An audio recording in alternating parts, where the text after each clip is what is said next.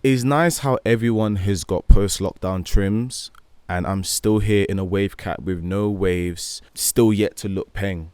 My sideburns are scruffy, everything needs to get shaved off real quick. But hey, on to today's review. So I always knew that I was going to review a Logic album at some point within this channel, but I never anticipated that the one that I would be reviewing would be his very last one, leading into his retirement. There are not many artists for me that I can say that I followed from the inception of their career, whether it be from their mixtape days or from their first EPs or projects all the way up until the final phases.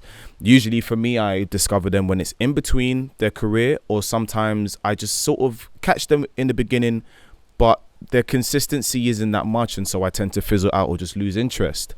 So Logic for me was one of the first artists at that point who I was really invested in, from his mixtape days in Young, Broken, Infamous all the way down to his last mixtape, Welcome to Forever, and from his first album Under Pressure all the way to now, which is No Pressure. One thing I could say for sure that I respect and completely love about Logic is his consistency, and how every year since 2009, if you want to count his days as psychological, he's released music, whether it be from his mixtape, from his first mixtape all the way to his last album. Every single year for the past 10 to 11 years, this guy has released something, with even the exception in 1 year releasing 2 projects in the space of a year. I can only do nothing but commend that for a rapper who is consistently trying to come up in the game, who's consistently trying to prove himself that he is a good rapper. But just in terms of work rate, it just makes sense for him to retire at such a pinnacle point in his career now that he's become a father, but also the fact that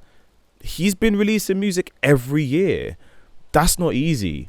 A lot of artists in today's day and age, especially the high-end ones, especially your J. Cole's and your Kendrick Lamar's and, you know, even your Jay-Z's at some point, release albums once every couple of years. And that's if we're lucky. The one thing for me that really allowed me to kind of grow into Logic and really understand who he was his style of rap. The obvious 90s homage style of hip-hop definitely played a point in his mixtapes growing and gaining national acclaim, but the fact that he always spoke about where he came from and he was still living that reality, with the hopes of him being signed and the hopes of him collaborating with various artists and meeting his idols. It was sort of like a coming of age story from his first mixtape all the way to his last, which was Welcome to Forever. And I guess for me, that was the one thing that started to draw me into Logic. It really started to show that he was thinking about putting himself in a position more and more and more as his mixtapes came along, that he wanted to create something that was very similar to the era that he grew up in, which makes sense when you have all of these little skits and all of these little moments of people in the industry trying to collect him and trying to pick him up and trying to rip him off with certain deals and constantly badgering him. It provided a good balance between cheeky but also the serious moments and hard lyricisms that he would offer at the same time. And I guess that's what drew me and a few other of my friends who discovered Logic at such an early point in his career. We felt like we had discovered something that not many people had, and we were relishing in that moment day to day to day and year to year as his music continued to grow. And at some point, when you've seen an artist grow for so long, you can't completely agree with everything that they do and everything that they release.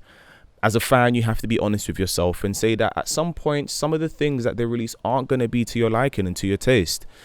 And I felt like that was a hard pill for me to swallow when it came to Logic. Now, with that being said, his album Under Pressure and The Incredible True Story for me were 2 of his best pieces of music that he's ever created. And so when he hyped up everybody, I was really anticipating something and really anticipating a similar line or similar thought process or a similar idea when it came to producing this album, which it did. But the problem I had was that the content of the music just felt very recycled. It felt very forced. It felt very bland, if I'm being honest. And for me, that was something that I found very difficult.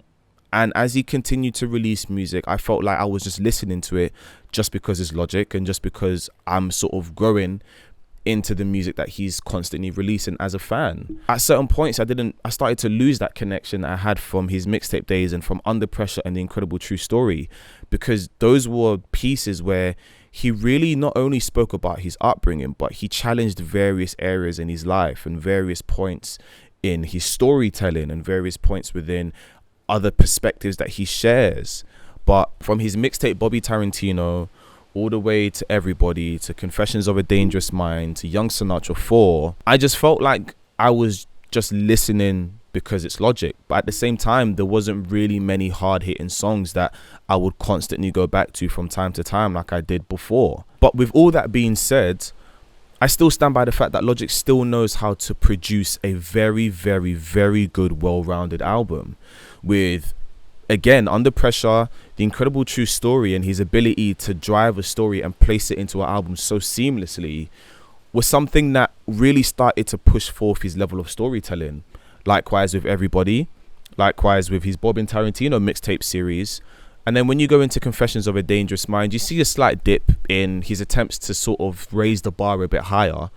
And Young Sinatra 4 was similarly decent, but nothing interesting for me. And now we've reached No Pressure. So when Logic announced that No Pressure would be his last album and that he would be going into retirement, I genuinely didn't know how to feel. Part of me was saying congratulations. And I feel like for a while, he's definitely continuously been reaching the point where he wants to focus on the bigger things around him.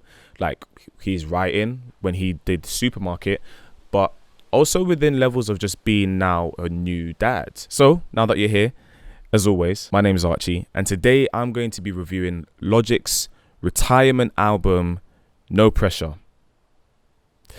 Intro, please.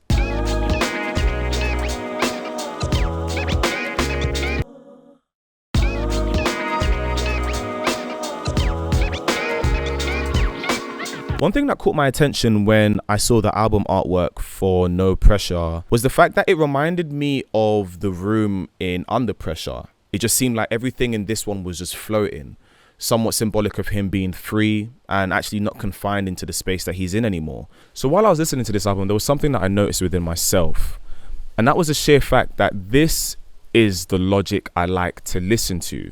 This album, in my opinion, is one of my most favorite Logic albums since The Incredible True Story. And the reason why I say that is because Logic honestly touches upon so many different themes, but in a way that is just so straightforward, that is so well produced, that is so well garnered, and that is so well structured that there was nothing really that I could complain about.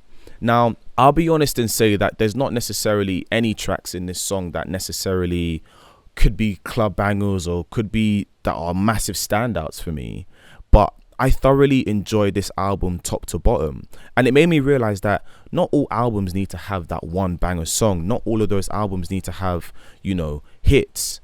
But if you just have an album that pretty much gets your thoughts across in a really well-rounded way, then all is well. And I feel like that's what Logic did. He wasn't trying to raise the bar high. He wasn't trying to do anything outside of his skill set. He was merely just at a point where he's reflecting upon his 10 plus years as an artist in an hour-plus long tape. Seeing Logic touch upon so many different themes, whether it be about him growing up, as we've seen many times before, but also his views on the world right now, his views as a father, his views coming up in the industry, but also his personal experiences and views dealing with mental health struggles of anxiety and depression. And so while all of this is going on and while all of that's happening, it started to put me in a perspective of why didn't Logic do this in the first place? Why wasn't this something that was always at the forefront of his mind? But then again, I can't question his artistry or his choices, but it definitely made me think that this is the type of Logic that I wanted to see and I wanted to hear for a while. And the fact that in this album he's partnered with No ID, which is a producer that he's actually been with for a very long time and worked with previously before, and his right-hand man Six, who's been there since the very inception of his career, I immediately knew what was going to happen. And as always, there is a return of Thalia, which is a computer program that essentially gives you fun facts about the production and the making of the album. Her first appearance was in Under Pressure, and essentially the origin of Thalia comes from A Tribe Called Quest on their album Midnight Marauders. So it was really nice from the set that Logic already paid homage to these rappers, and that's a constant thing he does a lot throughout all of his projects and throughout this one especially. So when it came to the first track, No Pressure, there was nothing that really stood out for me, for sure. To be honest, it was everything that I kind of expected it to be from Logic when it comes to introducing himself into an album. But one thing I did like was some of the bars that he spat. And that's a common thing that comes up throughout this album, is he has really slick, cheeky lyrics that are just like, what? Some of them go over your head, you have to go back. Some of them you just get instantly. Some of them are just like, whoa, you just clock it straight away. So for example, in No Pressure, he says, praying that my crew next like cotton material. I'm too alive like twins in a womb, come hither consume. And then when you move on to songs like Hit My Line, Logic is in a really self-reflective mood where he brings his helplessness to God and speaks about the current issues that are going on around the world, whether it be affecting children, people who aren't in positions of privilege or positions where they can access the things that we in the West world can, or the social injustices that are happening currently. And it really reminded me of the song Dear God on one of his mixtapes, where he really dives into the issues that he's facing in his community and in his own life, and he brings it to God and really starts to think, yo, why is this happening? Why are we going through these things? And it's executed in a way that I felt like was a lot better than the previous ways that he attempted to do it, like on places like Take It Back or on African Aryan. Those I feel like were poorly executed ways in which he done it, but the way he done it on Hit My Line, I can't fault it. And then on tracks like GP4, Logic just hits pocket after pocket after pocket.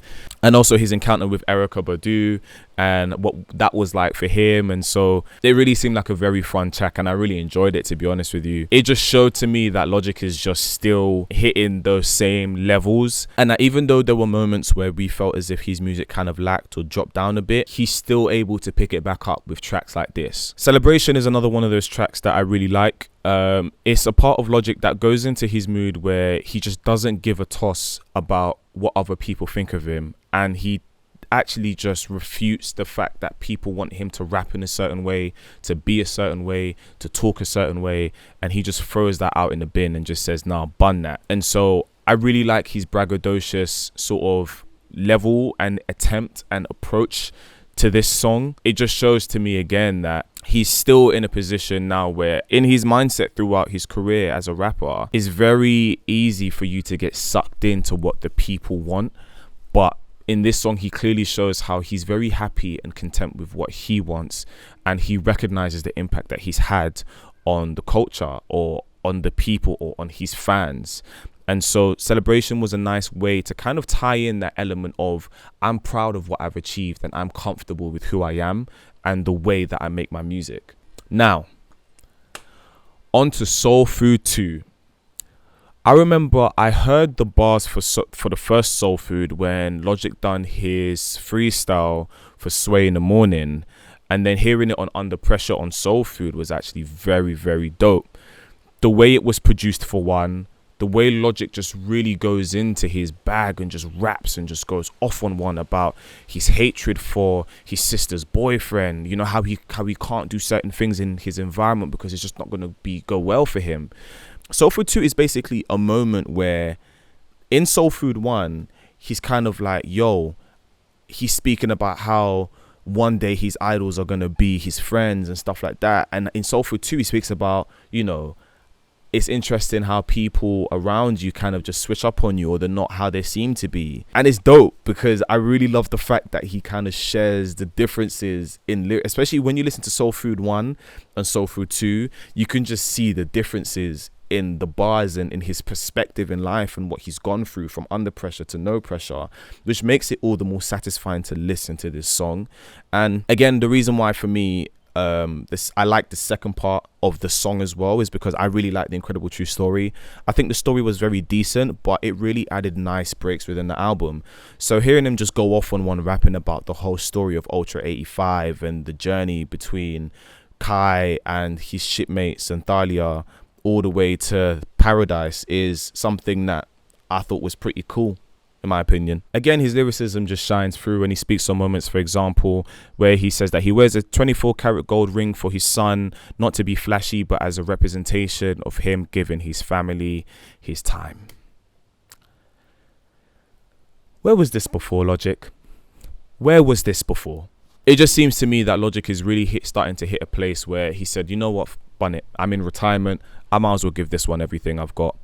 And so for me, Soul Food 2 was probably, well, it is my favourite track on that album, but it's definitely a standout as well. Perfect was probably one of my least favourite, to be honest.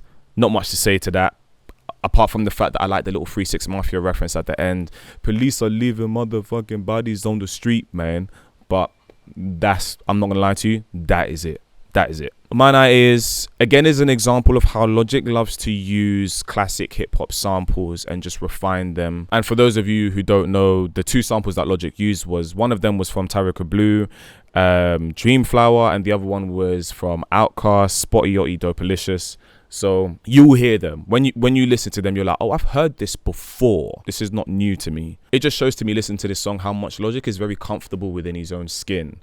He's very happy with the way things have turned out for him. He's appreciative also of the past experiences that he's gone through, because it's allowed him to see the blessings that he's got now. This is what I mean in the beginning, where when I first discovered Logic, I really appreciated the fact that he was speaking on certain topics, because it felt like I was getting to know him more.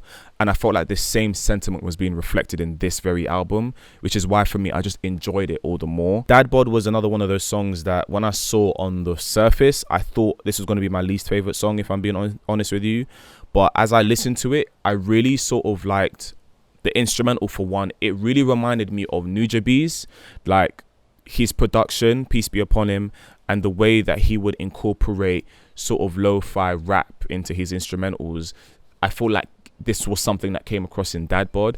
And I especially just like the fact that he just shared his sentiment on what it's like being a dad. Nothing's really changed, nothing's really different, but he just understands and he's ready to accept his newfound responsibility of now becoming a father. 5 Hooks for me is probably one of my most favorite produced songs on the album. Six does what he does best, and everything from the way the beat is chopped to the way the beat drops and how Logic just enters it, I thought was really, really sick. It really made me reminiscent of Welcome to Forever, and I definitely just like the fact that he was just kind of going off on one, and the beat switches towards the end as well. There isn't anything particularly massive that stands out in each and every one of these track lists. And I guess the point of it is not to have songs that are bangers, not to have songs that are just going to chart and do this and that, but it's more of these songs are allowing him to be more in a self-reflective mood. Dark Place for me was definitely one of the most vulnerable songs I think Logic has in his catalogue, and I think Logic has made. Next to Confessions of a Dangerous Mind and Dear God on one of his mixtapes, I feel like Dark Place was definitely one of those songs where Logic just outpours his battles with depression, his battles with anxiety, his battles with the pressures that fame brought him, the pressures that being around his fans brought him, the pressures of being an artist and being in the industry. And that's something that I wanted to hear a bit more about, if I'm being honest with you. If Logic was going to speak on anything outside of the fact that he's biracial and what he's gone through in his previous projects, I would have wanted to hear more about him, what he's going through, what his mind state was like, you know. And so Dark Place was definitely a song that provides that, and that gives us that essence as to, you know, how he was struggling throughout his periods of fame, moments where he was hungry in the game, and now he looks in the mirror and he just doesn't want to do anything anymore.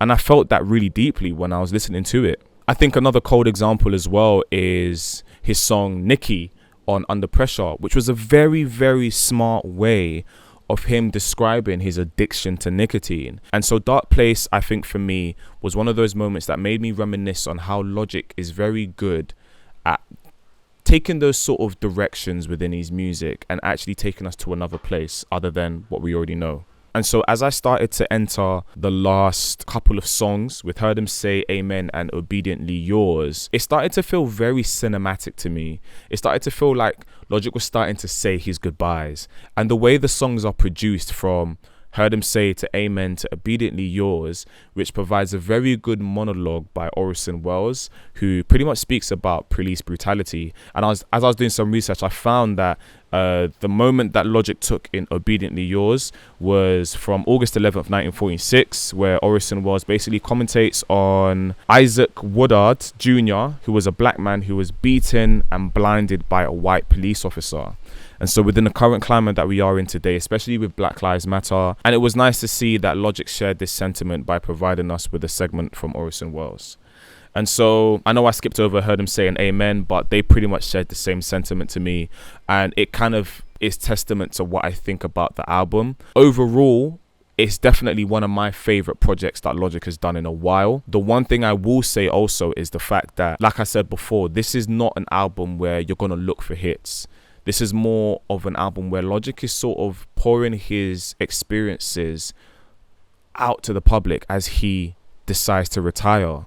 Sort of a moment where you have that final farewell with your friend before they go off and do things with their lives. And so that's what I like so much about this album. And that's something that I really appreciated when listening to No Pressure. Seeing Logic for what he was back in 2010 with Young Broken Infamous all the way to now is something that, as a fan, even though I had moments where I kind of felt like I disconnected with him, was really nice to see that he's reached this newfound space in his life. And so with that, I thoroughly enjoyed this album. I thoroughly appreciated it as well. And there's not really much that I can say that I didn't like, that I found boring, apart from A to Z and Perfect, which were two songs that I didn't necessarily like. I just thought they were air. But with that being said, I just really like to see how vulnerable Logic was in this album, and how willing he was to share a lot of the experiences from a different perspective and not just the stuff that we usually hear and know. So that's my take on it. I can already tell this is going to be a long video because I've done 20 minutes on this one. I've done like half an hour on the last one. So flipping heck, I'm so sorry. But anyway, that's been it. I've been Archie. This has been my review of Logic's album, No Pressure. It took a while for me to do it. I felt like there was a lot for me that I wanted to say, but then at the same time I wasn't sure about whether I wanted to release it or not. But I just said bun it, let's do it and let's record it. So once again, thank you so much guys for riding with me, for being here with me. Like, our small little community here on YouTube, we're still doing our thing. As always, if you like the content, please like, subscribe, share, turn your notification bell on so that I can get notified when I release a new video. And yeah, that's it. I've been Archie. Thank you very much for watching. I appreciate and love you guys, and I'll see you in the next video. Peace.